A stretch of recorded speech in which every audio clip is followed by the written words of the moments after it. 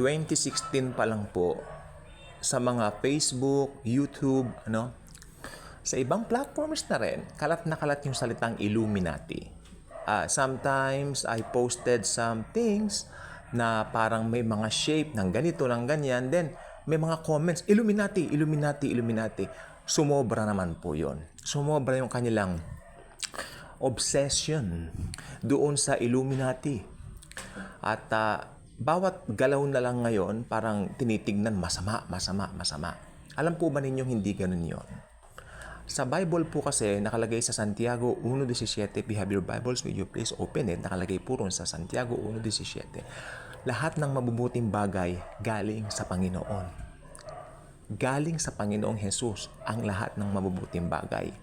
So, hindi mo pwedeng ipagpalagay na masama ang isang pinabuti na ng Diyos ng Panginoong Hesukristo. While, itong sasabihin ko, meron po silang pinaguhugutan yan. Totoo po ba ang Illuminati? Ang sagot, yes. Check. Ano po ba ang pinaka-purpose ng Illuminati? Numero 1, ang pinaka-purpose po nila, actually isa lang po masasabi kong purpose nila. Para i-govern ang buong mundo, para magkaroon ng one-world religion because they believe na, ito po yung secret society by the way, magkaroon ng one-world religion because they believe kapag nagkaroon na po ng one-world religion, they believe na magiging mapayapa ang buong sandaigdigan. Pero hindi po ganyan ang inihula ng Biblia.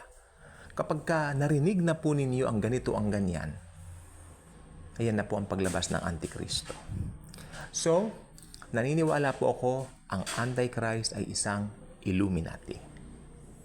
I believe in that. Because siya po ay may control. How can you control something if you're not a member on it? Hindi nga lang po natin alam. Sino ba ang Antichrist? Panay ganyan ng tanong. Nope. As a believer and born-again Christian, hindi mo maaabutan kung sino ang Antikristo. Ang Antikristo po lalabas kapag nadagit na po tayo sapagkat tayo po yung restrainer upang siya ay mahayag. So, dapat ba tayong matakot sa secret society? Unang-una po sa lahat, ang secret society ay matagal na pong nasa mundo. Matagal na po yan. Ito po ay hindi, again, sasabihin ko, hindi makakagalaw ng may kalayaan hanggat nandito pa yung restrainer. Nandito pa yung mga believers. Sapagkat, alam po ba ninyo, hayagan pong gagalaw ang society niyan sa pangunguna ng Antichrist ang kanilang pinuno. Kapag nahayag na po yung Antikristo sa pamanguna ni Satanas.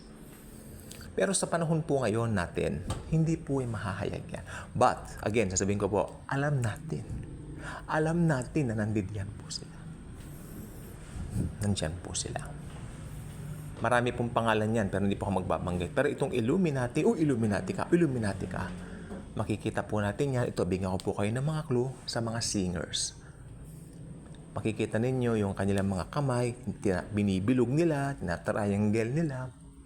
Hindi po ako magbabanggit ng artist dito, pero meron pong artist dati, bumibili kami ng kanilang mga album, CD, pero nakita namin gano'n, sabi namin, why waste our money on something na hindi naman makakabusog ng ating espiritu? Marami pong matitinong artist na dapat nating bilhin, like Carpenters, Bee Gees, highly recommended yan.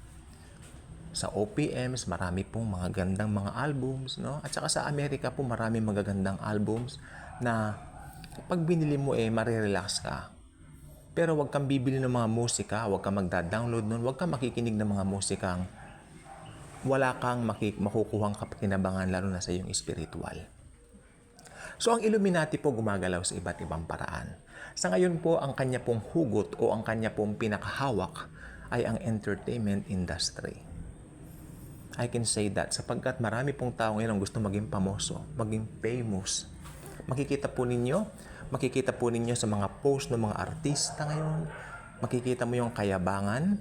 Sinasabi nila humble sila pero ang totoo mayayabang po sila. Makikita niyo talaga may kayabangan. Di po ba? So, pag wala sa Panginoong Jesus, kayang-kaya yang hawakan ng Illuminati. Kaya kung hindi ka pa nakasubscribe sa ating channel, I invite you to do so. Click the notification bell, share this video. Importante po ito para malaman natin ano ba ang secret organization na yan ng Illuminati. Thank you, and Jesus truly loves us all.